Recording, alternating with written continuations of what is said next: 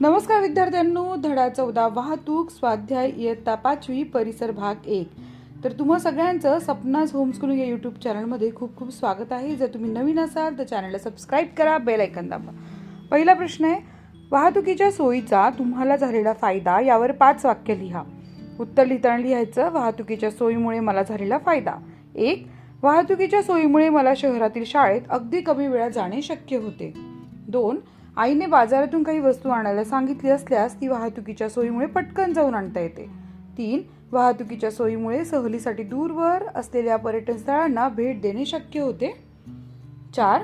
घरातील कोणती व्यक्ती आजारी असल्यास तिला लगेच दवाखान्यात घेऊन जाणे वाहतुकीच्या सोयीमुळे शक्य होते. 5. सुट्टीच्या दिवशी मित्रांबरोबर फिरायला जाणे शक्य होते.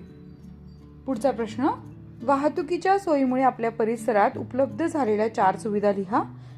उत्तर, वाहतुकीच्या सोयीमुळे परिसरात पुढील सुविधा उपलब्ध झाल्या. 1. विद्यार्थ्यांना शहरात शिक्षणासाठी जाता आले.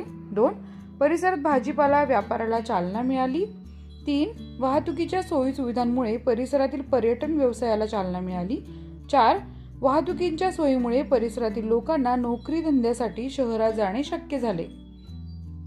तिसरा प्रश्न, आपल्या परिसरातील वाहतुकीवरील ताण कमी करण्यासाठी 4 उपाय लिहा. उत्तर, परिसरातील वाहतुकीवरील ताण कमी करण्यासाठी पुढील उपाय करता येतील. 1. शक्य असेल त्या ठिकाणी सार्वजनिक वाहतूक व्यवस्थेचा वापर करावा. खाजगी वाहनांचा वापर कमी करावा. 2. जवळच्या अंतरावर जायचे असल्यास चालत जावे. 3. रस्त्यावरील वाहतुकीच्या नियमांचे काटेकोर पालन करणे आणि चूक करणाऱ्यास योग्य ती शिक्षा द्यावी. 4. एकाच ठिकाणी काम करणाऱ्या लोकांनी स्वतःची स्वतंत्र गाडी न घेऊन जाता एकत्रित एका वाहनातून प्रवास करावा. प्रश्न क्रमांक 4. तुमच्या परिसरातील सर्वात कमी प्रदूषण असलेला भाग शोधा. हा भाग कमी प्रदूषित असण्यामागची कारणे लिहा. उत्तर, आमच्या परिसरातील सर्वात कमी प्रदूषित असलेला भाग म्हणजे आमच्या परिसरापासून जंगलाच्या कडेचा भाग. तो भाग कमी प्रदूषित असण्यामागची कारणे: 1. सदर परिसरात लोकसंख्येचे प्रमाण खूप कमी आहे. 2. सदर परिसरात वाहतुकीच्या सोयी सुविधा रस्त्याअभावी उपलब्ध नाही. 3. सदर परिसर हा झाडांनी आच्छादलेला आहे. प्रश्न क्रमांक 5. सीएनजी व एलपीजी ची विस्तारित रूपे लिहा.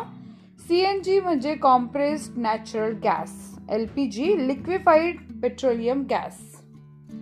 प्रश्न क्रमांक 6. वरील चित्रातील प्रदूषण करणारे वाहन कोणते? उत्तर, वरील चित्रातील प्रदूषण करणारे वाहन हे बस आहे. प्रश्न क्रमांक 6 आ.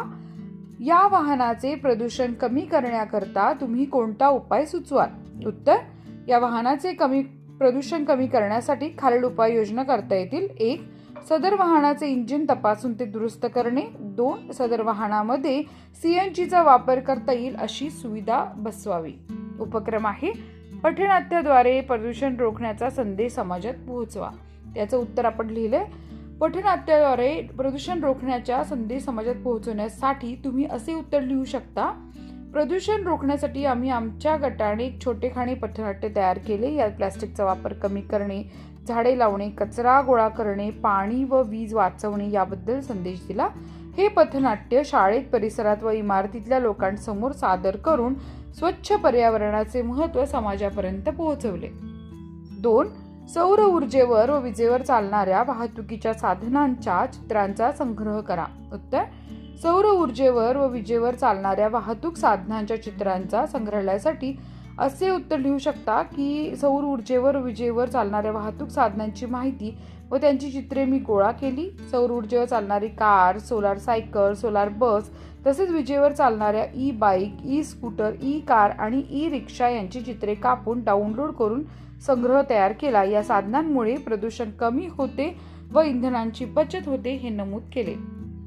तर धन्यवाद मित्रांनो. जर तुम्हाला व्हिडिओ आवडला असेल तर नक्की या व्हिडिओला लाईक करा, चॅनलला सबस्क्राईब करा. भेटूयात पुढच्या व्हिडिओमध्ये. धन्यवाद.